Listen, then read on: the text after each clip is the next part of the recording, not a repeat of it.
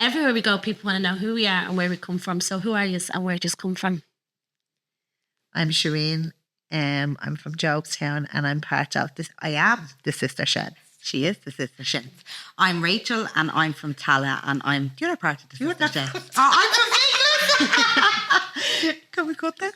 No. I feel like I'm from Tala. I'm from Tala. Hilarious. See, I know your face, I didn't know her face and fingers so closer. I love the way that I have to tell you and just give you a quick reminder that you are on camera. I was like, everywhere you go, you were like, I'll go first.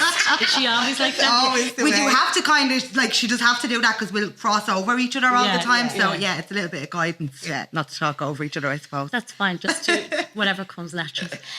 So you tagged me in something and then reached out and was like, I wasn't supposed to tag you. And then that was fate, I think, because then I was like, going through your page, having a proper look at it. I did kind of know about you in the background, what was going on, but I didn't know the full details of it.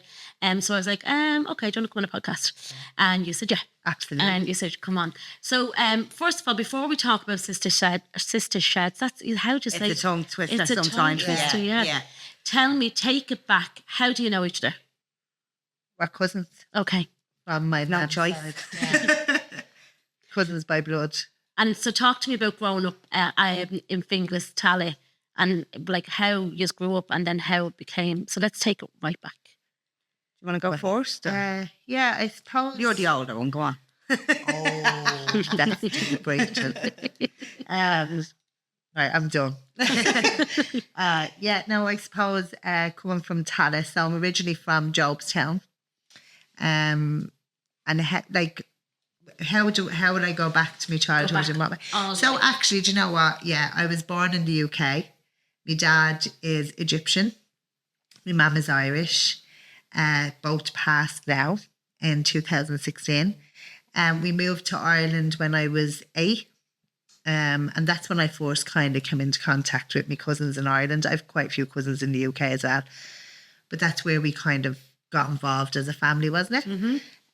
What was it like living in the UK? Do you remember it? I do. I remember it was different because we lived 18 floors high in a big high-rise building, actually beside Kensington, believe it or not. But at that time, it wasn't. Yeah. It wasn't what it was. It was actually very. It was beside Ladbroke Grove and stuff. So there was no. Do you know it was really weird when I came to Ireland? We played out on the road. You know, there was kick the can 1, 2, 3. There was nothing like that in the UK. It was always up 18 floors high with me mum, my dad, my brother and my sister. Well, my sister, it wasn't until my brother was about 1 that we actually moved to Ireland. So yeah, it was probably a bit isolated, I suppose, but a good life because I had good parents and I had a great bond with my little sister. It's 4 years between us and still do have a fantastic bond with my sister and my brother. And then, it was strange because we actually came to the UK. My mum had to take us to the UK. It was in a strange way, I suppose, because we didn't know we were coming to the UK till she actually took us to the UK. So my dad was Egyptian. They had the divorce, whatever. And she kind of robbed us. She actually did. She did. She robbed us. So you were in Ireland first, were you? No, sorry, we were in the UK and then she took us to Ireland. Yeah. So why? Can you talk a little bit about why you left? We left because their marriage was over. Like I don't ever really remember any. I don't remember it being hard times with my mum and dad, but there was obviously my mum was a medium, so she was a spiritual medium, a fantastic medium, and my dad was he was a Muslim, but he wasn't always a very strong believing Muslim. And then he really came into his religion. Now, I'd been back and forward to Egypt quite a bit as a young girl. Lovely holidays, meeting my nanny and my family in Egypt. And I loved them all very much. I have 7 brothers and sisters over there now. Not at the time, I obviously didn't. They were married. And then, whatever happened between them, we left. But my mum must have felt like she had to take us for whatever reason. So whatever was going on, it wasn't in front of us anyway. But she did. She took us without us knowing that we were leaving him. And at what point did you realise you're not going back to the UK? When we couldn't ring him for a while. Okay. God, this is deep now. Where are you going with this, Rebecca? Nobody knows this. You don't have to talk about No, it's fine. No, look, it's not. Do you know what it is? I'm well on with my life. I've had a wonderful life with my mum and my dad. I have a great relationship with the two of them while they were here. It just was what it was. And for whatever reason, I've never really went into it with my mum. I just knew things, you know, religion, and there was a massive conflict of interest between the two of them. They had a good life together. I had many memories growing up when I was young between the two of them. But yeah, they just obviously had to go their separate ways. We came to Ireland, and I remember the first time I actually rang them. Do you remember years ago the telephone box? Do you remember the telephone boxes?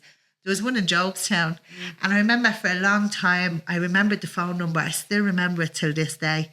And I kept asking, like, why can't I ring him? Why can't I ring him? And obviously, I can't really remember the back and forth, but it was like, you're not. Obviously, I'm not going to say she was afraid, but maybe wasn't, I don't know. Do you know that? And she's gone now. So it's not something we really, I don't think she was in fear for her life. You might know more from Auntie Mary. I don't really know.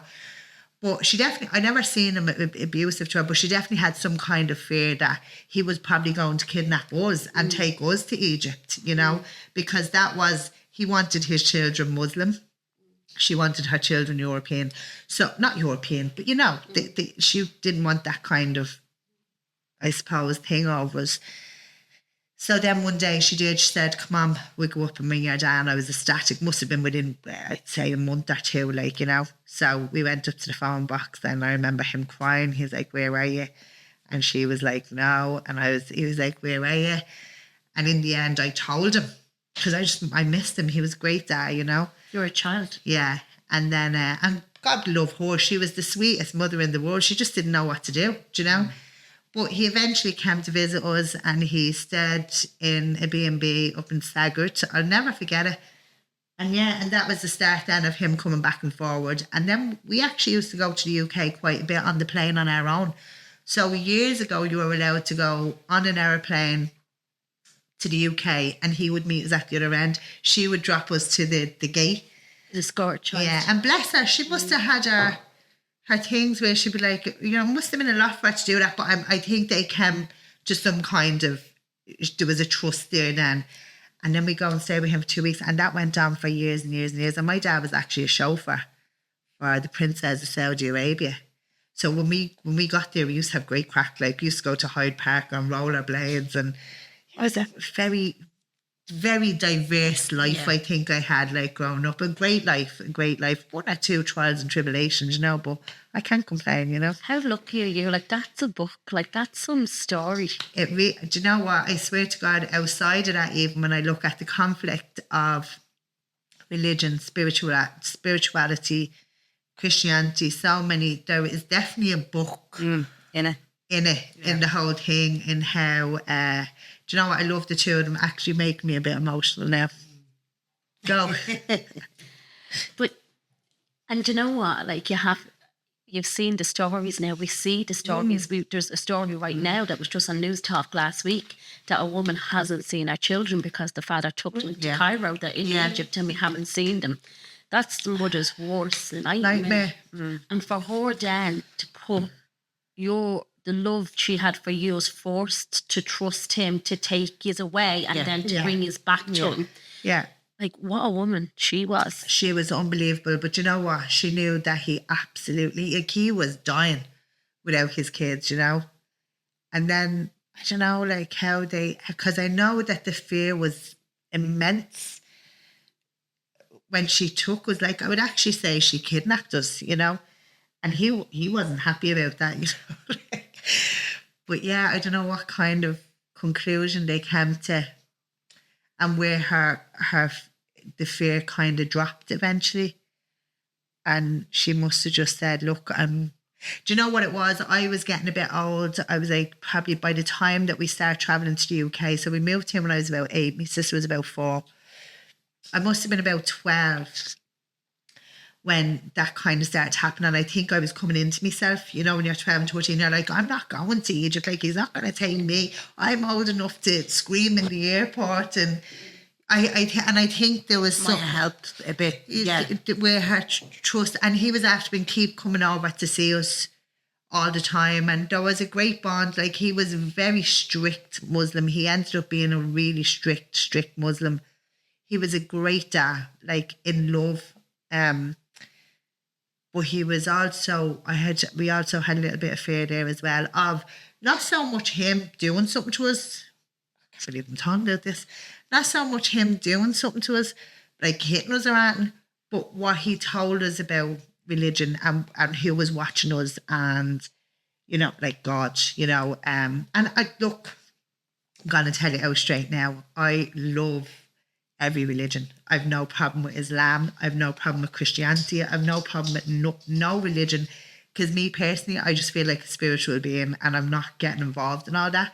I know my brothers and sisters over in Egypt aren't as religious, but they're very religious and I respect the life out of them and they're beautiful. Every time I go to Egypt, I'm welcomed like they treat the likes of us like queens and kings and queens, and people sometimes get a different perspective of Muslims, and that's not to say that you know, there's good and there's bad in everything, in absolutely everywhere we go. What a subject to be talking about in this day and age. But there's good and bad in everything. But from my experience, I've never had an evil or a bad, or apart from the fact that growing up it was a bit mental, being a younger child and having to, I suppose, understand his perception. And you have to understand as well where they come from. That's what's bred into them and that's what they believe. So his fear was me going to hell. It wasn't that I was going to go against him. It was more so if she goes and does wears bikini, she's going to go to hell. Whereas my mum, on the other hand, be like, oh, we're going to the beach and you're wearing a bikini. So I was very much in conflict for many, many years until I must have come into myself in my late teens, even going into adulthood, where that fear kind of let go a bit. And what did you think, Nicola, when this one just arrives back? Like, what are you thinking? What's going on? I think we kind of knew that this, like Sherin was saying, she doesn't remember much and stuff like that. Whereas my mum, although they weren't blood sisters, so we're related because my dad and Sherin's mum were brother and sister, but everybody thought my mum and your mum were actual sisters. That's how close they were. So I suppose we kind of knew Auntie Dillon and the kids were coming for a little while. It wasn't just that they arrived at the door. And it was winter time, wasn't it?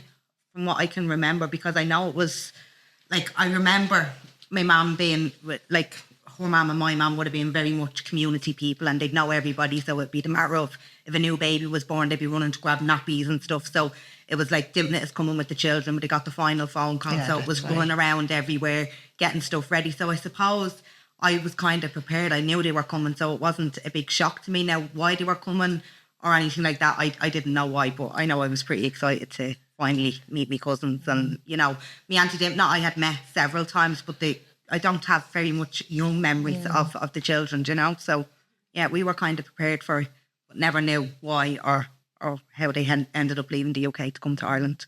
We just all adapted to it then. Madness. Yeah. And what was it like for you growing up then? Yeah, so I mean, I hadn't got all that. I was, I was a baby. Well, I was the baby of the family. Like, there's 21 years between me and my elder sister. Yeah. So my dad would have took his first heart attack when he was 18 and then again at 21. So he had this ongoing heart problem. And you're going back 30 years ago, they wouldn't have been as advanced as what they are nowadays. And unfortunately for the other side of the family, heart is a really, really big thing. So my dad was a bricklayer and my sister was working in Super Quinn at the time, and my mum and her friend came into Super Quinn, and my mum's friend said to my sister, she's on the checkout, like 21 years of age, and she was like, you have to come outside for something, we have to tell you about your mum. And she was like, what's going on? And they were like, no, you can't tell your dad because he'll have another heart attack. Your mum's pregnant. And my sister was like, Scarlett, oh my God. Sit you know? in Finglas. Yeah, in Finglas and Super Quinn. Yeah. So I suppose when I came along, I gave my dad a new lease of life. Now, when I say there's 21 years between me and my eldest sister, there's 13 years between me and my brother, but they totally thought that they were done having children. And then my mum actually thought I was a gallstone for a couple of months. And she said I turned out to be a rolling stone. So yeah, it was a big, big surprise because by the time she found out she was pregnant, she was nearly 7 months pregnant. So it was a big shock. So I came along. So I just came into, I know I had 3 mummies. Like my 2 sisters became instant mummies because they were older, which turned out fantastic for me because unfortunately my dad took another heart attack then when I was 2 years old. lived in the hospital for 2 years and then died then when I was 4. So they're a big part of my life. I always say I have 3 mammies. Their husbands are in my family longer than what I'm in the family. They're gone with their husbands that long. There was actually word on the street at one stage that my sister was after giving birth to me and her and my brother-in-law, and that my mother was covering up this baby, you know. So, yeah, my childhood, like, you know, I do look at Sherin and when she lost her mum in 2016 and the grief and the pain, and I'm so lucky to still have my mum. And I know I lost my dad quite young, but to an extent, I say I'm glad that I don't remember. You know, I don't feel, obviously I knew my dad wasn't present and stuff like that, but I never missed out because my brother-in-law stepped in, my brother stepped in. I always just had a mass of love in the house. It was absolutely amazing growing up in our house, and so much so that I didn't move far. I built a house out my mother's back garden. So yeah, I'm still there. Do you feel the loss of your dad still? Yeah.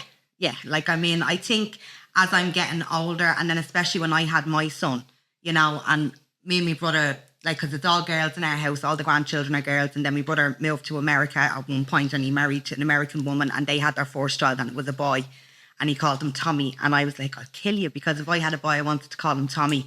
Then you know, that was in 2012, and then in 2016 or 2018 I had my son, beautiful little boy, Zach. And I think for me, I constantly look at him and I just wanted him to get to 4. Because, like, to hope that his daddy would still be there or that I'd be still there now. Like, I just want him to get to a certain age. So I think it's always there. But I have to say, my mum has done a fantastic job as being mammy, daddy. You know, she's absolutely brilliant. But yeah, I do feel the loss. And I used to feel resentment for an awful lot of years, you know, when I was growing up, especially when I hit my teenage years. That's when you started, you know, messing with the drink. And, you know, I'd say that felt the world was against me, felt my mum was against me. The relationship wasn't always great with my mum because I hit a bump in the road, and yeah, that's a whole different podcast altogether. But we'll talk about that in a minute. Yeah, but I would like, and more so now because I look at Zach and I constantly think, oh God, what would my dad think? Because I was his everything. I was his little chicken. I was his baby, and I do say, I wonder what he'd be like with my child, you know. And I know my sisters have children and my brother has children, but I do say, I wonder what he'd be like with my child or what he'd be like with me. And yeah, I do feel it, you know. Yeah, more so as I'm getting older than when I was younger. I did a podcast with the girls. They have a SIP support, their little grief group out in Swords, the girls. And what you said there, one of them said to me, she has been dealing with anticipation grief. So because her mum or dad died like in such a shocking way, like a heart attack, she was anticipating the death of her mum. I totally get that. I spent years, Rebecca, years and years. And my mum was sitting here, she'd say, Jesus Christ, when I say my mother couldn't go to the toilet, I would hold on to her legs. And I used to think there was something wrong with me, but I remember even being so young, but I was very aware of what I was doing for being young. And it'd be the same with, God help her, like, because my mum was only 43 when my dad died. Like, I look at us now and I'm like, that's how young she is. And yeah, I thought she was older, you know. I mean, her whole life, like, I was terrible. I wouldn't let her go out. I'd scream. I wouldn't stay with anybody. I wouldn't sleep in anybody's houses. And it wasn't until I got counselling in my teenage years that was me fearing her dying. If she left me, she'd die. If anybody walked out the door, they were going to die. And it wasn't until I got a counsellor and realised and walked through that that's what was wrong with me. And even still to this day, you know, I'll go out and I'll have a great time, but get me home.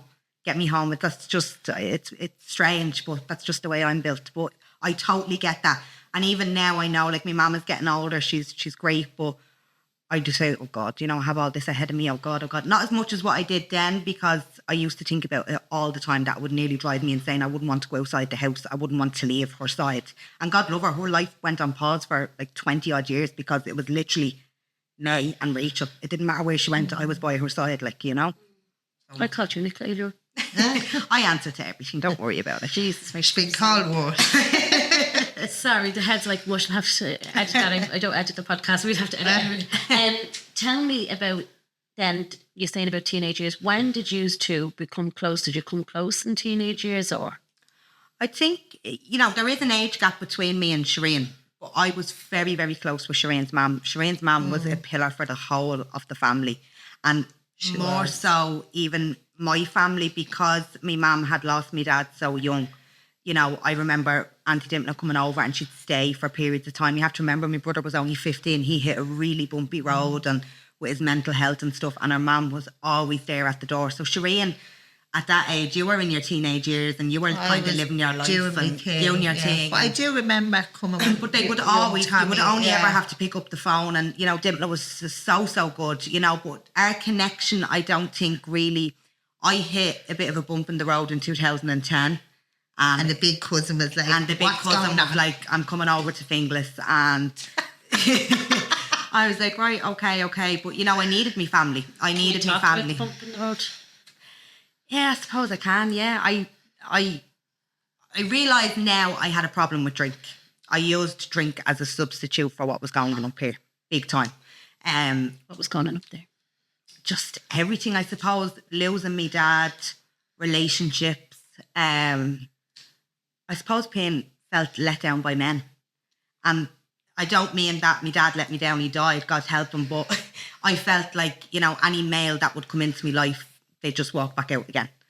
So, yeah, it was after a bit of a rough relationship and a bit of a rough time, and friends as well. I was very much a people pleaser, and I would have a different group of friends every week. And my poor mother, like, I'd come home from the pub and I'd have the whole of the pub with me. And she would just say, okay, but God love her, that was her fear, and she'd rather me in the house with all these people than not knowing where I was. So I suppose it kind of came to blows when I lost a good friend of mine through my behaviour. You know, I was like going out with different groups and stuff, and she pulled me aside and she told me a few home truths, and I wasn't happy with it, and it ended up, it got violent. There was a fight one night, not with me and her, but she stood back. It got nasty, and I ended up in hospital. And that was the light bulb moment for me. And, you know, her mum came over and the whole family, and they were like, look, Rachel, you know, you need to pull your socks up here. So, yeah, I started working on myself then, and Sherin was always there. And, yeah, it was a rough time. And when I look back now, I feel so sorry for that person, because, like... As in you? As in me, yeah. I look back and I'm like, oh my God, you know, because I would just go out of my way to please people, to just have someone come to the pub with me, or have someone to sit around the table and have a drink with me. And I'm not even a drinker that much now, am I not? More of a go out like than Rachel. Like Rachel isn't really. Yeah, I don't. Yeah. I think it takes me back. I don't know. And do you think it was because you, like, obviously with your dad passing, and even though we do have this surrounding love but us, we still just have this yearning, this want for something else to constantly search for. Yeah, and I think for me it was always male attention, but not in the point where, geez, I don't mean like I wouldn't be going out sleeping with everything or looking for men all the time. It would be, I'd wholeheartedly put me trust in a male, probably too much, that I look now and I'd say you were a red flag, because if I loved you, I absolutely loved you with everything that I have. If I'm being honest, I think we're all kind of like that. I've made them mistakes where you've said to me, Sherin, you love way too hard. Yeah, like, and I mean, who am I to even say that? Because I was one of them. And I always remember my mother always saying to me, even when you find the right person, or even when you're married, you don't give 100%. You always hold 10% to yourself back. And that's just you being you. And I really know what that means now, because when I say I would give everything and I'd walk away from, I'd lose myself completely. But that, for me, I now know, well, in my head, I think I have it all figured out. Well, I do. Comparison to 2010, I just wanted the approval of a male, or I just wanted that male to be there. And I suppose I probably look at it as a father figure or so. I don't know. I honestly don't know. But I would just, I delve straight into it, and yeah, I'd be one of them crazy people. Isn't it so important, like, to have good friends? Yeah, so important to have good friends and be very self-aware of. And I think for me, at the time, like, one of my best friends who I have been friends with since school, like, I'm going back then, I would have friends coming out of my ears, and my mother used to say to me, they're not friends, they're acquaintances, they're using you, they're this, you're that. See, I was working since I was 15, so I was always the one that had the money. So if no one had money to go out, I'd be like, I have the money, I have it, I have the clothes, I have this, I have that. And then like that, I'd be spending my whole week's wages. Mum, have you got money? If I couldn't get it off her, I'd go to the two sisters. If I didn't get it off them, I'd get it off the brother. I'd always get it somewhere. So I just had this, Mum used to say, you're like Noah's Ark, you're putting them all on that ship, and they're all just going to keep going with you because you're giving them what they want. Now they're my friends, they're my friends, they're my friends. And now I can honestly tell you, I have two best friends, and they're all I'll ever need. I always thought you needed this mass of people. You know, now I have great people in my life now, especially with what we're doing and stuff like that. But my best friends are my best friends. And, you know, the people that I look back at now, I say, Jesus, yeah, no, my mother was right. She was right, you know, but it took a lot for me to see that. What about that friend that spoke to you? Did you talk to her now? No, that relationship completely, it was, yeah. I do speak to her, but we'll never be what we were, ever. Isn't that hard? Isn't Hard. that hard when Yeah, you go very through hard. situations like that? And then it's funny because then you lose them as well along the way. Like I've lost friends that were good friends that were no longer friends. So I do have Sherin is a great supportive friend. friends, big friends in my life from many years ago. But when I think of one or two friends, like the girl 2 years ago, that was a really good friend of mine. And then she passes and stuff. So it's really... Yeah. And it is like for me with that friend, you know, I do have to kind of say, right, okay, you know, I was at fault, and I think that does be hard. Sometimes you'd nearly want them to be at fault, but I know I was at fault, and I know I broke trust, and I know I was absolutely off the head. And they said sorry? Yeah, we've had these conversations, and we tried to go back to how we were, but I think when something like that happens, I don't think you can ever go back to that. Now, we wouldn't pass each other by in the street. She's doing absolutely fantastic. I'm doing my thing. But I think it was hard for us because we went out for a drink, and she could go that crazy that I used to go, whereas I couldn't. I was very reserved, and because I'm aware of myself now. And then she'd say, oh, you're no fun anymore. You're no fun because he's not on the scene, or you're not up to this, or you're not doing it. And I'd say, no, you had me wrong, yeah. So then it would turn into arguments then. So I just thought, you know what, we're better off at just saying hello on the street and goodbye. But it was very hard when she had her first child. All I wanted to do was run into the hospital. But I was like, we're not at that with each other. And then when I had my first child, she came down, and we kind of had a little bit of a cry. We were saying, God, we thought we'd be here for each other's children. And at this stage, her son was like 6 or 7. So yeah, it was hard, but yeah, I don't know. And Sherin, with you dropping everything and getting together and help, is that because you had all that love around you that you knew that you had to be there, or? No, I think for us, family is family. To be honest, family is really important to me. It's instilled in me. I think it's, do you know what it is? It's my mum, to be honest. She was the pillar of the family. So as she was the pillar, I was the mini pillar. You know, I felt like I had to be. Sherin was the entourage. My mum had come. Like Rachel said, when my mum was here, even up until the day she passed, not the day she passed, because she actually passed in Turkey on holiday, but when up until the day, like we worked together, we lived together. Like Rachel said, she was with her mum, was the very same. I was like my mum's sidekick. I was everywhere. The pub, I'd be with my mum. The Christmas party, I'd be with my mum. We were more like sisters. We were like sisters. Yeah. We were absolutely best friends. I told her absolutely things that I probably shouldn't have, like, to be honest, you know, but she was such an open book. She was. So I think it was more like, if you're going, Mum, I'm going with you. Make sure you're okay, and make sure she's okay, and everyone else is okay, you know. Not that I didn't do much. I was just there as a cousin to say I love you. Yeah. I didn't go out and, you know, there was no what's going on. It was just more, okay, I love you. Like, you're my cousin. If you need me, you come over to me, you stay with me, or act like that. Like, that was it, wasn't it? It was basically like that. Yeah, let me know it. Because I felt the world was against me, and I had nobody, and you know, and I remember my mum always saying, like, you know, friends will come and go, but your family will always be there. So they were living proof of that, and they were. I only used to have to pick up the phone, or sometimes I had to hear they are again. Yeah, you know, but they were always there. But so appreciative of it, you know. Can we talk about your mum, Sherin? What happened to her? Beautiful, didn't they? She's just, you know what, she was just like that. She was just amazing mother. She was a medium, was she? She was a medium, very well known. I'd actually say famous medium. I mean, she'd done serious readings for serious superstars. No wonder we're on the stage when I was just following Dimma's footsteps. But she did. She, as far as Dave Stewart, I think she'd done a reading for. Like, she was really, like, I'm saying that, not saying, oh, my mum done Dave Stewart. I'm saying her name got around quite a bit, that it travelled that far. Like, that's Annie Lennox's husband. Yeah. We actually flew to England with Bananarama, me and my sister. They actually minded us, Siobhan. What was her name? You know, Siobhan. Yeah. She, I think it was her sister. She's probably looking thinking, I didn't fly to England. No, but it was her sister, I think, that we went to the UK with. But I say that with great pride, and because she was absolutely a fascinating medium. Yeah, she was unbelievable, and I'm not being biased, but till this day I've never met anyone like her. Like, I don't think we will. Ever. And I think I've searched. I think you've definitely searched, Sherin, yeah.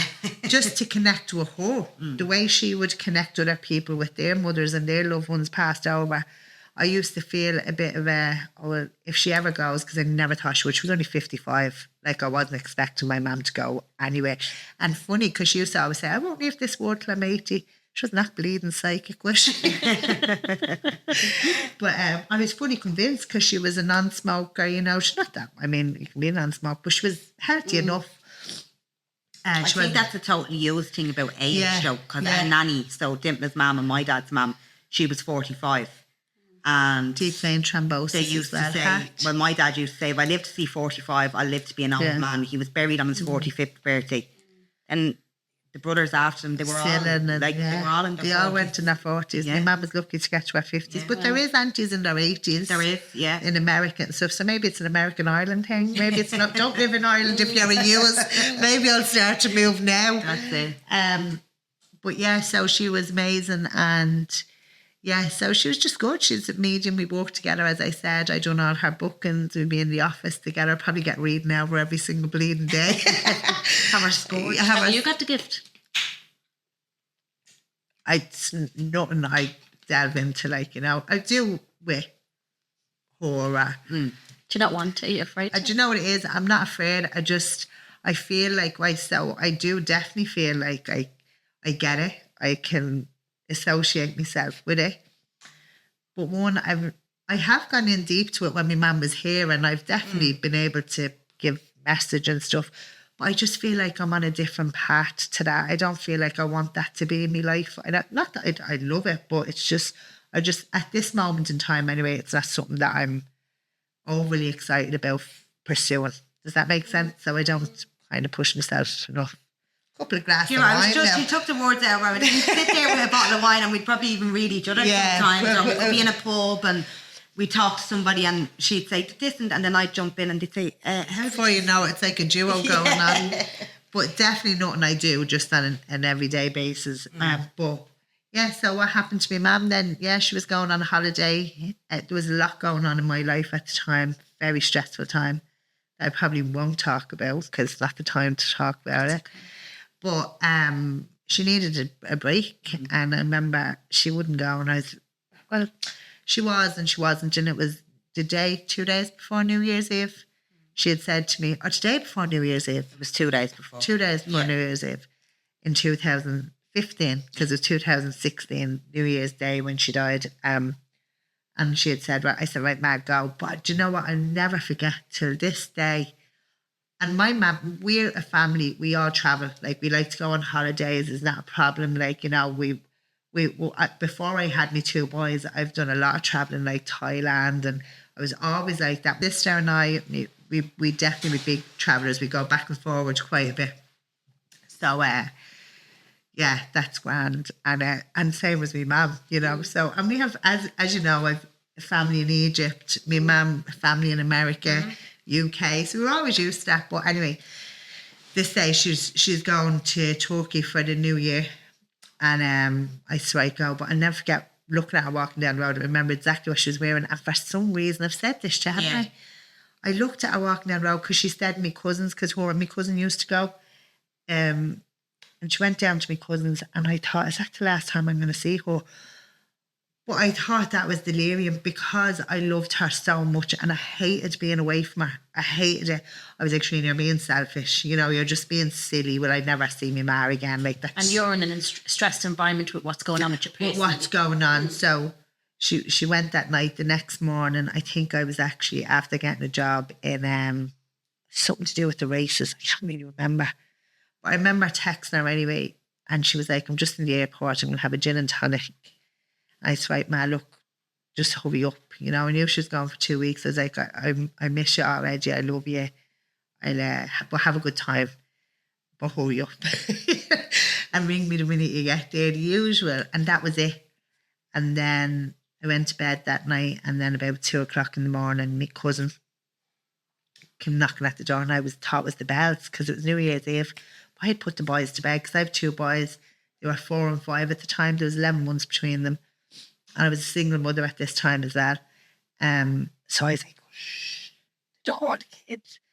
And I usually used to be out on New Year's Eve. Like I'm really into like a good life prior to my mum dying. And I still am. But she was like, no, you have to come down to the door. And I was like, what's it? And then I was kind of like, oh God. And then she was like, Sherin, your mum. But I remember when she said to me, her mum's after having a heart attack, I kind of thought, oh, she'd be grand. Stupid. Like just, Sure. like, never in a million years thought she was going to leave. It was like, never. But yeah, she did. She left. But she, then before I knew it, I remember, I can't really remember, but I just remember the house being chaotic. My family, Rachel, and everyone was coming. And it was only at that point, I remember walking in the kitchen and screaming at my Auntie Marie, who is also now passed. She was close to me, mum, like, it was her sister. And I remember screaming, oh, it kind of just came to me, didn't it? I was like, oh my God. I was like, is my mum on a life support machine? I kind of got the real depth of it. I was like, oh. Like, I went into kind of like, yes, panic. And I can't really remember. All I remember is my friend, no, that was my dad, because my dad passed 7 months later. He was in Egypt. But I just remember was trying to get there or something. I can't really See, it was we got the phone call then, and the Auntie Marie was staying up with us. She was actually battling cancer, and she was due in the day after New Year's Day into the Mater Hospital, but she lived in Cavan. And she was staying with us, and we got a phone call, and I said, oh, Jesus. But I have a friend. It was so hard because, one, it was New Year's Eve. There was no Irish consulate, the interpretation for the language barrier. So we were getting operation, we were getting brain, we didn't know what the story was. So what was after happening was my friend is married to a Turkish man and she has children. And I drove into the city centre. He was staying in the city centre. And I said, please, will you call the hospital because you can speak Turkish? And he said, they're doing an operation on the brain. And I said, no, she's had a heart attack. And he said, no, it's a brain operation. I said, okay. Then we got another phone call. Then they were saying, no, it was the heart. And then late into that night, come on to New Year's Eve morning, we got another phone call. And that I'll never forget that Turkish guy that he came and he stayed in our house with us. And my poor Auntie Marie kept saying to him, you have to stay here. And if that phone rings, you have to go on the phone, And my Auntie Marie was she'd cut it in half. Like, I think the poor chap was petrified. He was just sitting there, And then we got a phone call then, and the hospital were saying, if there's family that need to come over, they need to come now. And that's when I called my sister. Then, and we were trying, but we couldn't get. We couldn't get sister. Do you know what it was? My passport was out of date. My sister, as I said, she was working in town. She was working in the mess, and I rang her, and I was like, "You need to come home." But like that, like it just wasn't real to us. Like that's not gonna happen to my ma. And then Amir was like, what? And then I was like, no, it's really serious. Like, so she comes flying home. And then do you know what? I vaguely remember her coming in and out of the house. She was gone to the airport. She got up to the airport because what they had said was, obviously I couldn't get through to anyone in Dublin airport. I couldn't. So we actually, because I live in Finglas and I'm so close to the airport, we were up in the airport for like 4 o'clock in the morning and we were trying saying, to get can we just get tickets for flights? And they were saying, it's booked up. There's no flights going out. There's no nothing. They did. I think they got Janice and Amiri on a flight. 2 flights, and they got out on the flight that morning. But there was no other flights for you or Anne. No. We couldn't get her or Anne and on a flight. I can't remember why I don't know what the kids. I don't really know because it would have been over everyone. I would have gone on that flight. There's no one that would have stopped me. So I'm sure it was me. I can't remember. Anyway, I was. Do you know what? They literally had to throw a batch of diazepam down my throat. The doctor and I was bring a doctor. Absolutely. I lost it. Like I couldn't even breathe. I was in such a panic. I wouldn't have even made it to the airport. My legs couldn't even take me. And then what happened then? Then one of our friends from Turkey, she went over with a couple of friends and stuff. And they rang, and I can't really remember, I think it was about 6 in the morning. My sister was on a flight. She was on her way. And then they were like, I was like, how is she? Is she all right? And they were just silent. And I was like, how is my ma? And then she was like, your ma's an angel now. And I just all I remember is just running to the end of the road. I didn't even know what to do. I was screaming. And the worst part is she was in Turkey. I couldn't get to her. Like, I was like, if I was there, my mad, I'd be like, you're not going. Like, what are you doing? You got to get up. Get the fuck up. Do you know, like, you're not going, like. And then my brother came running after me and I was on the ground. That's all I remember. And he's younger than me, like, such an amazing, amazing young man, like. But he picked me up, he said, come on. And I was just screaming at him, she's gone. Like, it was definitely the worst thing I ever experienced in my life, ever. And I knew I wasn't going to get to see her. So I knew she was gone. So then, when I seen her, she came home in coffin. That was it, she was gone. But we didn't let her go, didn't we? No, we kept her. I think she must have been the longest corpse We were very surprised because I don't even think Sherin will remember. I kind of went into fight mode. Obviously, I was absolutely heartbroken because Dimna was such a big part of all of our lives. But I went into like organising mode and I was onto the Irish consulate and the insurance company. And it was 10 days before she got to us. The rigmarole, I don't mean that, the rigmarole, but you don't realise how much red tape is around getting a body home from another country. And then especially in Turkey, they're Muslim, so they believe that at sundown you bury the body. And I kept saying, no, you can't. And then they don't do any embalming or anything like that. So she had to be moved from, I think it was Kusadasi up to Istanbul, or up somewhere that was a Kurdish culture where they do a form of embalming. So waiting on all that to be done. Obviously, it was New Year's Day. So we didn't know, we couldn't plan anything. And I think when somebody dies, I know this is going to sound crazy, I've said this before and people are like, Rachel, you're mad, but I do believe this. I think when somebody dies, their funeral and they're running around for them, it's the last act of love that you can do for them. So I poured myself into that. And I don't think you're mad at all. I think that's very true. You know, it's the last thing you can. All I remember, I can't even remember. Do you know what? I swear to God, I can't even remember coming through the door at home. I remember everyone getting the house ready. And but I do remember when they came to take her after 2 days, it was like, not a hope, is she goes. There's not a hope in this world. They rang, like, God loved them, Sherin and Amira. But when we got her home, I just say this real quick because this is how amazing she was. And I do truly believe that there's life after death. And I'm not here to throw that on anybody, but I mean, her body wasn't greatly embalmed in Turkey. It wouldn't be to the extent of what they would do here. It was 10 days before we got her home. She was unbelievable. Brian McElroy, he was a funeral director over good friend to my mum. Crumlin Village, wasn't he, at the time? And he has another place as well. But I was kind of dealing with him and I was saying, like, you know what, like, we have to see her, we have to be able to see her. And I think for my own belief and for our children, and seeing was believing for us, because like she just walked to Turkey full of life, and you know. And he kept saying, well, I have to be honest, Rachel, I know I can be honest with you, I don't know what condition the body will be in. It's been so many days and blah, blah, blah. And I'll never forget, our flight was coming in at 10 to 4. And I was tracking it as if I was tracking someone coming into the airport, you know. And I rang Brian McElroy and I said, the flight has landed now, we're going up to the airport, we want to drive home. And I remember him saying to me, Rachel, I'm really sorry to say this shit. He says, but there's a protocol that they have to go through in the airport. I says, what do you mean? I says, you know, and she says, you have to go through security. And I remember getting really angry because I knew what it meant, you know, that there wasn't anything in the body and stuff. But he says, look, he says, it'll probably be 10, 11 o'clock tonight. Again, I get her back to the funeral parlour. He says, but I'll call you. I says, doesn't matter if it's 1 o'clock, call me. And he rang me and he said, do you know what? I'm actually not surprised. He says, she looks absolutely amazing. He says, which is very uncommon for where she's after being and the type of environment that they do. And I was like, oh my God. So yeah, we arranged the funeral and, you know, I threw myself into that. In the morning that she was due to be cremated, Sherin rang me, and typical Sherin, cuz, yeah, you're on the way. I had said I'd be there at 6 o'clock because this wasn't going to be our average funeral. This was like a wedding. They had really... Oh, we really... We went as far as to ask Christy Dignan because he was a friend of hers, a good friend of hers. So he sang at her funeral. That was a hotel. It was the night down meal. It was that morning because I said I'd be there at 6 o'clock. It was the night before that we rang Catherine.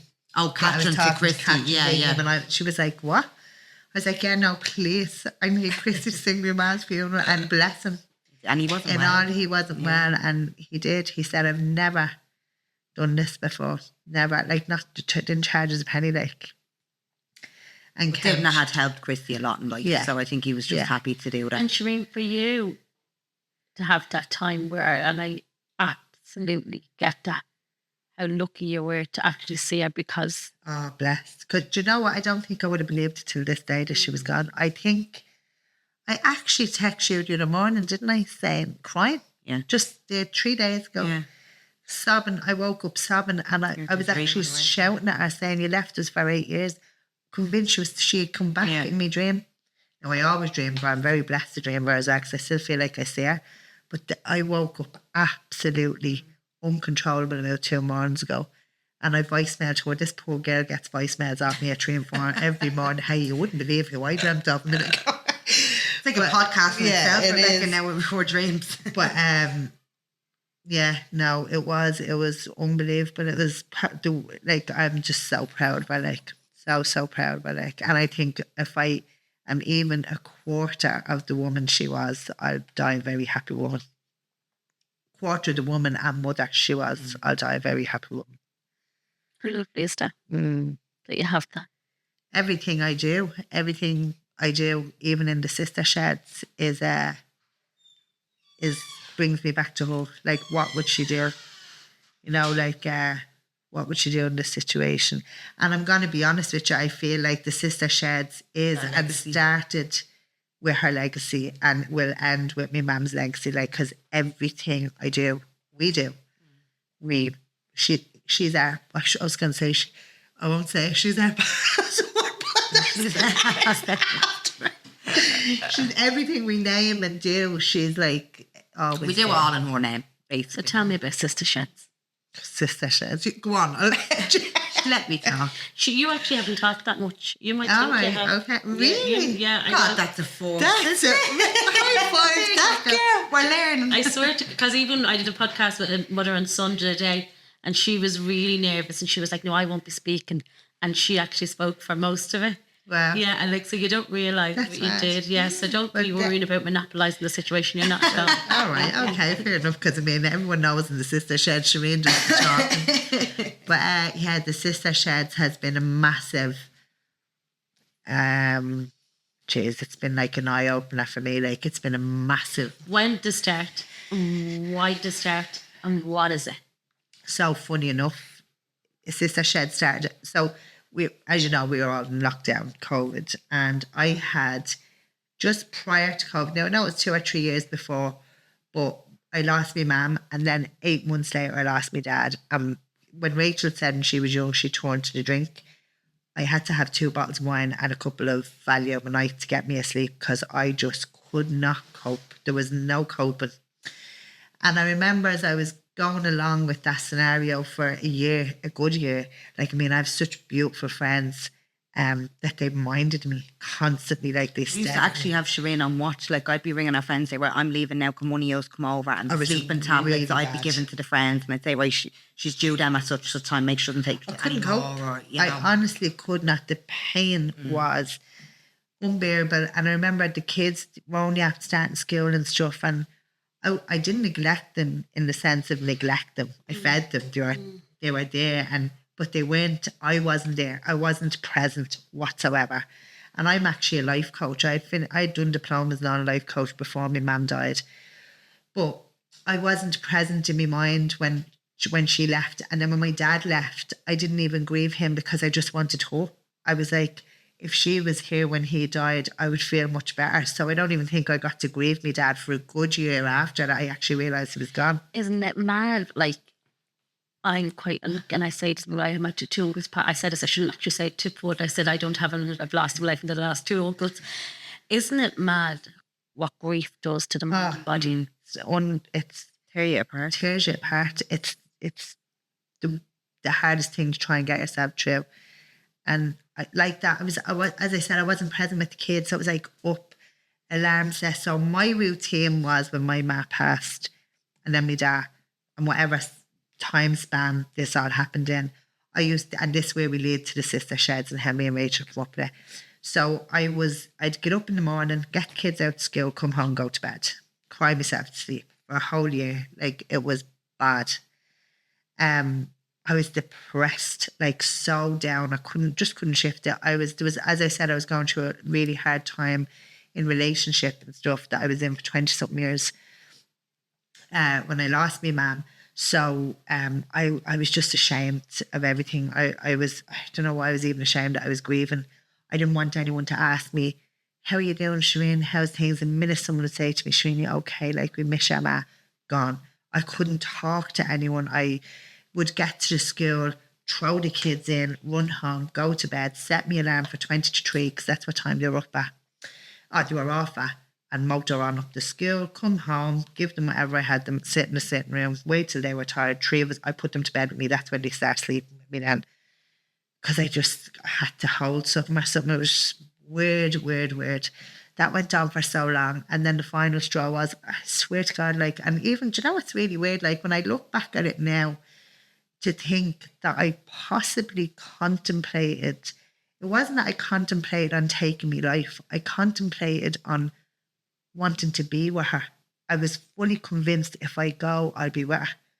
And there was nothing in this world that was, as much as my kids now, we definitely dive into that later down the road when I start to work on myself, but there was nothing more in this world that I wanted, and I just wanted to be with her. And I think because she left so abruptly, there was no goodbye, there was nothing. It was just so weird, like. But then that's when the final straw came. Like, I remember dropping the kids off, and I knew, I just knew I couldn't be there for them. It's the hardest thing to even say as a mother. I was there and I minded them, but I can't explain it. There was no emotion. There was emotion. You were existent. That's all you were doing. I was existent as being, I was doing my role as a mother. We were taking care of them. And then I was taking care of them. And then I was going through a lot of other stuff as well. Very, very, very heavy stuff like that. I can't go into now, but I will one day. But and then I remember coming home and I just had enough of everything that I was going through on the other level, the grief. And then I just said, I'm not doing this today. And I came home from the school, dropped them off, went to the bathroom with a bottle of, you know what they were, tablets, sat on the side of the toilet, pint of water. And I was like, Ma, and I remember just saying to her, Ma, you're going to be there. You're definitely going to be there when I go. And I was like, give me a sign, do something. And I was like, Ma, you're definitely going to be there. I started remembering, I was sobbing. And I, honest to God, I had the water like that and the bottle. I was willing to just go like that and run. I swear to this day, I don't know what happened, but the tablets went down the toilet. And I remember just sitting there and thinking, this is it. I don't know what else I'm going to do. I lay on that floor in the bathroom, and I don't think I cried as much as I did from the time she left. And I just sobbed. I fell asleep. And then my alarm went off to collect the kids. And it was at that moment that I was Rachel. Now, obviously, this is how we come about this conversation. And then I got up and I was like, oh my God, the kids. So I got up, got myself sorted, dried my face, went to the school. And it wasn't until I seen little Sonny coming out of school and his little face. And I thought, oh my God, Sherin, what the fuck are you doing? What are you going to do? We came home. I grabbed him and Ollie. Ollie was off an hour before. Yeah. Sorry, so I had Ollie first. And then when we got home, Ice Age, I put it on the telly and I sat with the two of them on the sofa. I got them a pizza and I just sat with my arms around the two of them. And while they were watching Ice Age, I turned off the light. It was about 4 o'clock in the day, pulled the curtains. And the whole evening, I just couldn't. It was like, must have been a release. I don't know. But I cried all night. And then my sister come on, we go to bed, got the children, jumped into the bed like we did. There's a big story behind that, but I'll tell you another time. 2 was in the bed and I felt like the mother that had to protect them and kind of like protect them from what I was probably about to do. You know, like, oh my God, we were actually going to, and I realised I could never do that. So I woke up the next morning, tried to have a spring in my step, like tried to falsely pretend that I was going to be okay. And that's when I started saying to myself, no, you better do something. You better do something. Because I knew what I was about to do the day before was very real and it frightened me. And then I kept thinking, if she was here, she'd be like, you dare do that to them kids and you won't get up here. I'll kill you. You'll be sent straight back. So I'm convinced to this day that she actually made them tablets go down the toilet. Absolutely. I'm convinced. Yeah. And it was from that moment I just started to go into self-help mode. And I was like, right. And again, that's where she became a massive figure again in my life. What would my ma do? Would she leave you? No, she wouldn't. Look at everything. My ma was in foster care when she was younger. She was a very strong woman. Like she came through the wars in her life and still was able to give her heart to everybody. And I thought, if she could do that, she'd be so ashamed of you even to think. Not ashamed, but angry, you know. So I just thought I'm going to follow. So went back into all me life coaching, everything I learned. I found Abraham Hicks. She became it's Abraham Hicks is a woman, but she's channeled by Abraham. She became life to me.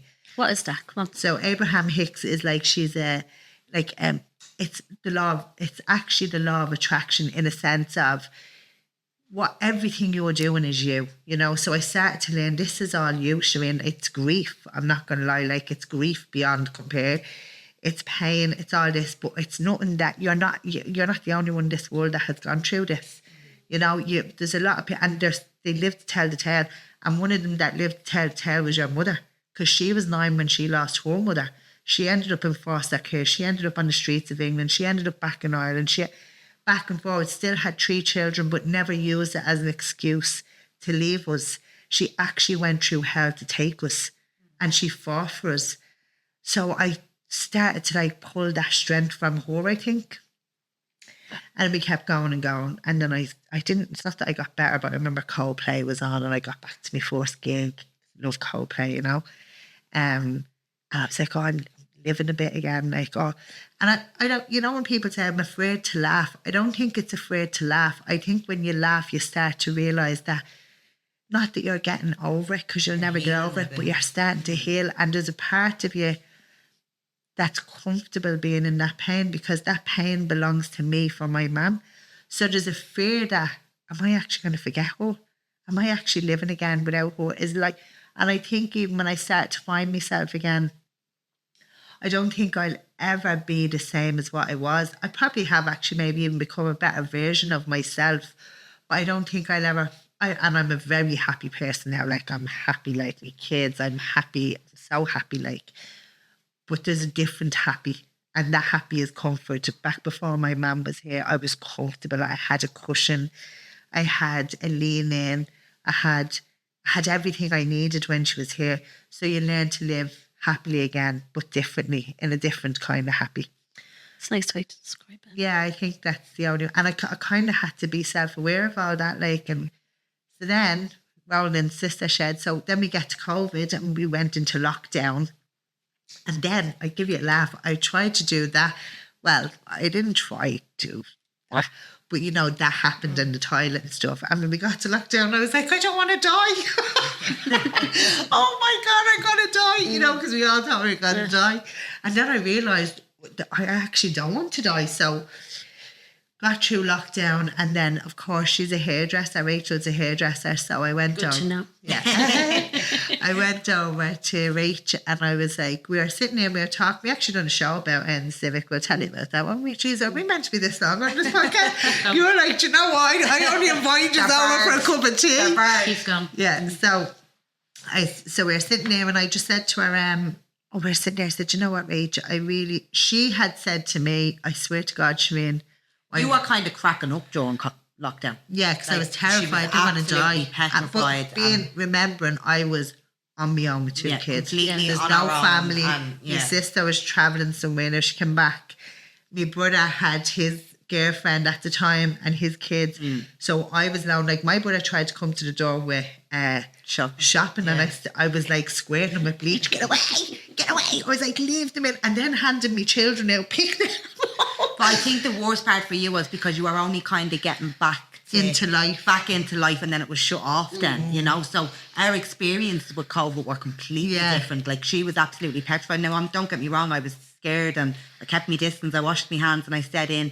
But for me, I absolutely loved it. I loved the downtime. I loved the time, because my Zach was only 2 at the time, and I was straight back to work after I had him, and you know, I had that time with him. And for me, I felt like I was having a ball. Like our neighbours were playing bingo and baking, and there was I always think something my kind of neighbours going were on. kind of doing the same, but I just wasn't that involved. Yeah. And then I had said to Rach when she was doing me hair, I said to her, "Do you know what, cause I can imagine," because I was actually feeling a little bit anxious. I was like, what it's like coming back out in society. Like, I'm a bit nervous.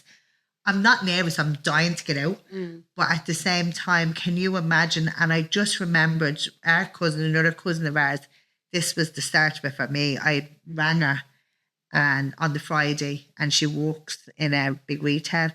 And it was the Friday after I spoke to her, and then on the Monday I rang her and she was just silent. And I was like, "What's up?" And she was like, just silent. And I was like, "What's going on?" This just as we were coming out of lockdown, she said, "Sherin, I can't believe this. So what shit? I haven't heard my own voice all weekend." And I thought, "Oh my God, that's not okay." And I was like, "Why didn't you ring me?" But she's such an independent person that she feels like she doesn't want to burden you with nothing. Her husband passed prior to COVID and stuff. And she lives alone, no cats, no dogs, no family, no nothing. And I had the 2 kids. So as you know, you'll always hear your own voice. Yeah. You'll always hear your own voice with children. But that really resonated with me. And I thought, "Oh my God, that's not okay." Like, so I said to Rachel, I was telling Rachel that then because she's our cousin. And then I said to her, "Do you know what, cause I think I'm gonna see, can I set up a group in my area so women can just reconnect again, so we can just not feel so scared. And when we get back out there, we can all talk about what we've been through and how we are, and it's going to give people a space." And I'm a life coach, and she was straight up then. She was like, "Do you know what, Sherin, I'm going to do the same thing." And she was like, "Because I'm a hairdresser." Yeah. I'm a yapper. And we were getting excited. And I was like, "Do you know what, we're going to do it. Oh, we're definitely doing it." And because it was like an idea that was definitely lingering in my head, something I wanted to do. But when we spoke about it, the idea became real. Yeah. And then that's the day Sister Sheds was born, because She I went left home, the she got the salon. hair done, and I wasn't that busy that day. And even for me, going back into hairdressing, because I'm sure anyone that's listening to this that goes to salons and stuff, it's a really hyped up place, and it's a really buzzy place, and there's all chat. And when we went back in after lockdown, that was completely different. We were wearing these masks. I used to think that the masks affect me ears, because I was like, "Huh, what?" And then the screens, and the clients weren't as regular as they used to be, and it was just a total different environment. So I really got that anxiousness as well, which I thought I would never feel, but I did. And when Sherin said it, and we'll say something, we'll do it. We might go in and around the block about getting it done, but we will get it done.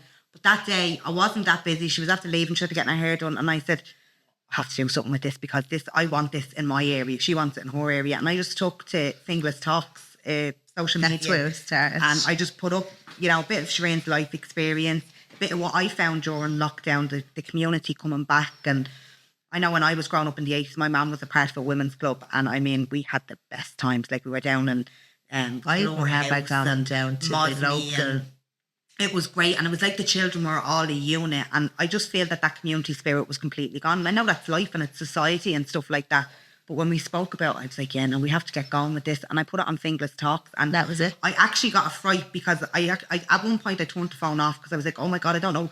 No, she got afraid. I don't know what we're doing. I had women texting me. I'm in bed, going to sleep. I actually never mentioned to her that She I put didn't it on tell Fingless me. Talks. And decided to give the life story as well, and what we were thinking about, and a bit of my life about bits and bobs anyway.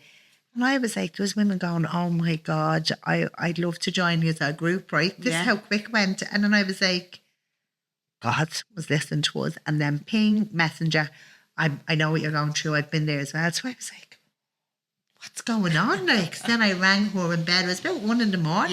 Yeah. And I was like, "Rachel, someone was listening to us. Someone was listening to us. Oh my God, cause people are talking about these groups." She said, "Oh, sorry, Sherin, I haven't got to So tell I you." panicked and turned the phone off for a little bit, because they were kind of like, "Right, where is it going to be?" And we're very much like that. We say we're going to do something, we'll do it. So I hadn't got the answer to it. So I'll just turn the phone off for a little minute. And I didn't even know what we were going to do, So I was like, we have to do it. And this was all on a Wednesday.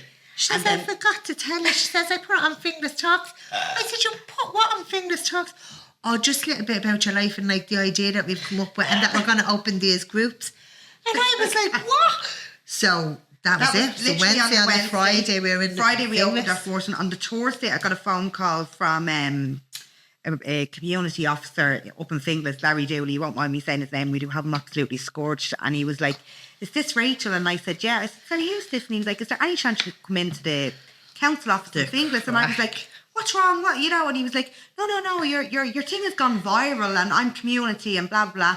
And I rang her, I was like, I'm sitting in this big council office and I'm at a big table, and she's like, what are you doing? I was like, I don't know what they're going to say. And there was Larry and his colleague, and they were like, how can we help with this? And I said, I've already booked a hairdresser. There was a girl I knew up the road, and she used to like rent out sections of the hairdressers, and she wasn't fully open after COVID. So I said, I'm after renting out a place. He says, well, look, open your first one, see how it goes, and we'll take it from there. So the first one opened on the Friday. We walked in on the Friday at 11 o'clock in the morning. I was after spilling coffee all over my white dress. Yeah. And we walked in, and I swear I don't think we expected there was about 20, 25 women in the room. And when we were walking in, I'll never forget it. I was like, what are we going to do? Like, and she was like, you're a life coach, I'm a hairdresser. We'll just have a chat. Just have a chat. And that was it. From that day. And then we opened the second one on the Tuesday in Tala. Yeah. And now we're a registered charity in Ireland, like just doing that. I'm probably doing a whole lot more. Hang on. We're not just doing that. She's like, is they're not done yet. Just doing that. So yeah, I come in, I want to join. What happens when I come in?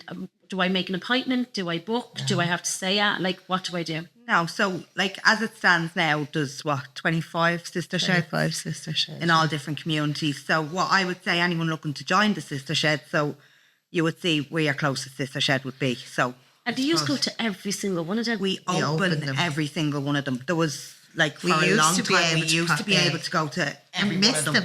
I really Yeah, miss. no, we do. But it's just, since becoming a charity, there's just so much Red work tape. and red tape and admin, and that we actually don't get a chance to No, get into. So I'm don't. honestly blown away with, like, when you think about it, like me and Rachel set up a group, never having an idea that we were going to be the founders of an actual charity that supports women.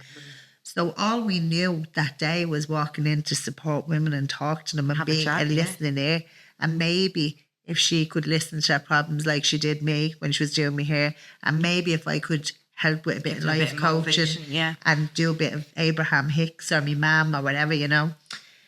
But so we became like really engrossed with going to see them, and like we're loving it, and do I do That was our brilliant. initial Yeah. idea. We wanted a group for ourselves. You know, so we were present at every single group. Then it just got bigger than the two of us, that we started splitting ourselves. So she'd kind of look after South Side, I'd look after North Side. And then even at that then, you know, because it is, you know, Before Sherin we has knew it, we were children. being called into Well, the that is Leinster where, House. yeah, you've all and that stuff. we're getting calls from like people that we just didn't expect. Yeah. And we were like, what all we done was open the group. Like, we don't really know like what's and then me and her obviously are in the background. What the hell is going on? Like, you know, how is this happening? And people are saying to us, girls, can I join Sister Shed? We're like, oh, the nearest one is Finglas, and the nearest one is Tala. They'd be like, oh, well, I'm in Drimnagh.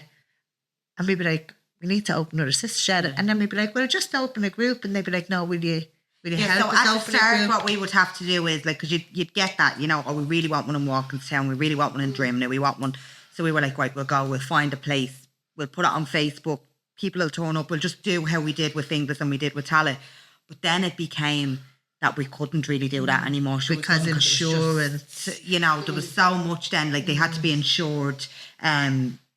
We were getting educated every single day. I was saying, did you know you had to do this and did you know you had to do that? And but like we have great support and we have great connections do. that we can pick the phone up to at any single time, because like we Yeah. always say to the members, or when we're opening Sister Sheds. Now, I'd like to think we have a bulk of it. We're educated on a bulk of it now. But Now every we are, day 3 is years a learning later, day, yeah. because you don't know what you're going to face. You don't know, like, I'm just a hairdresser. She's just a life coach. We weren't trained in anything No, like this, you know. never. But in regards to attending a Sister Shed, so like that now, there's 25 of them all around community. So say if you said to us, Rebecca, I want to get a Sister Shed going here in Santry, the nearest one would be Finglas. So if you really wanted one, we would say to you, do you know what, if you know a venue that you think might cater to you, we'll make the calls to the venue. If you just give us the venues, because like that, even, you know, when you were kind of going down the country and stuff, I was saying, I don't know Cork, like where would you even start? Cork's a big place, and you know, so if you have someone that kind of do the legwork there a little bit, but we still take it back then, we'll make the calls, we'll arrange, you know, what evenings or what mornings is available, and then we just set one up then. But myself and Sherin will always attend the very first sister shed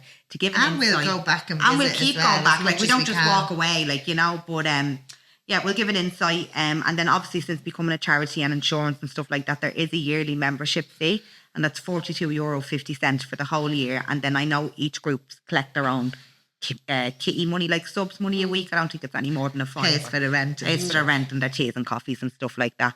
But now, I mean, In the midst of it all, though, we do have, like, so the members are there, absolutely amazing, beautiful women, and very much in alignment with each other, all looking for the same kind of thing, like support and a network and, you know, friendship That's the is biggest, massive, like the biggest reducing thing, isolation. Like some women, like our cousin is alone, you know, so she has her Tuesday, she's in one, she goes every Tuesday night and she's living her best life.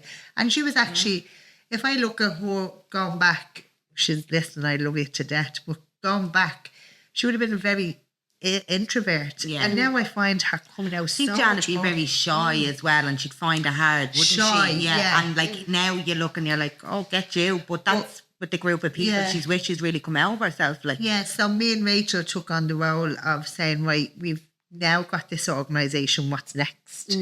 A board is needed. We've got 3 brilliant women on the board. We need more, obviously, which we're going to be putting out some call-outs in the next week or two for people with expertise in like secretarial and stuff. We have that, but there's just 2 of us, and it's become a job that doesn't go from 9 to 5. It goes literally 24 hours a day, around the clock. There's so much to do, and we have to try and support. Like, we have 25 women in one group. They're the chairs, so they're the leaders of all our groups. Then you've got 25 treasurers. They're the financials. So this is me and Rachel try and set all this up. Then we have to have the sister shed policies because we're a charity. We've had to have meetings. We've got sponsorship. We're always called for meetings. Yeah. Always trying to integrate communities. Like, our job is basically to try and support the women as much as we possibly can. But one thing I will say about the women in the sister sheds, they're amazing at supporting each other. So the 25 women from the 25 groups are in one WhatsApp. Do you know what it's like? It's honestly like sisterhood. It's like they know each other their whole life. And be like, Jackie, do you know how to get this funding? I do. Caroline, do you know what? Another thing we've done is we created a facilitators list. So we reach out to facilitators all the time and they're doing different stuff. Rachel contact me like, hey, yeah, it's not just the chats anymore, because it got bigger than that. Like, me and Sherin, like, no one wants to sit there listening to me and Sherin all week, you know, every week. So we were like, right, well, what do we do here? So we found that they absolutely love being proactive, whether it's arts, crafts, yoga, meditation, Zumba, salsa, podcasting, whatever it might be. So we created this facilitators list that goes from anything, like I say, from painting down to life coaching. Down to literally playing cards. Yeah. You know? It's massive. So they have this list to work off, and we worked really hard to get these facilitators to work on a community flat rate, because you do get some people that come in and they might see it as an opportunity. They might see 40 women in the room and be like, okay, €600, you know, which is crazy. It's because these women are from the community and they, like myself and like Rachel, we're on social welfare. I'm not going to hide about that, yeah. So it's not easy to just say, as much as I really want to do this course, I haven't got €50 to be able to be involved. And then that would be a separation in the group, because it'd be like us 3 here saying, well, we can't afford it, but you 10 do it. Now, in fairness, is government funding and the girls, but again, the application forms is like trying to get through a bloody maze. Isn't it mad? Like, you know, I know something else, and I won't say what it is, but like, just like one influencer giving it all, supporting. And then someone was like, would you help us with this event? And they were like, yeah, of course, jump on a call and do this. My fee is $2,000. Yeah. You get a lot of that, Rebecca. And we just can't go down that route. We're just like, I'm sorry. I know you've worked for nothing, but like, I was like, it's a half an hour of your time for like a reputable charity even that needs just something like that people look up to you. And like, I get it, your time, but I'm like, and sometimes, like, some people are lucky to even get a response. Sometimes we don't even get a response when we reach out. So we don't, you know, just saying like, would you mind giving us a shout out? Would you mind? And do you know what's sad about it? Sometimes it's someone that we really I would be addicted to them, you know, following them and I'm being really like, good at that. Because about me and Rachel, one thing I'd say about the both of us is, and this is not just saying it, we're very authentic and we're big helpers. Like we would help anybody, and that's not just that we can tell. I mean, we walk around the clock and we don't ask for nothing. And we have had some people that have helped us out quite a bit, like, you know, that have gone on and or come to the wellness fest that we set up, you know, all them done that for free, which is amazing. Then there is an awful lot of opportunities, and there's an awful lot of I said to Sherin one time, I says, you know, I don't like this.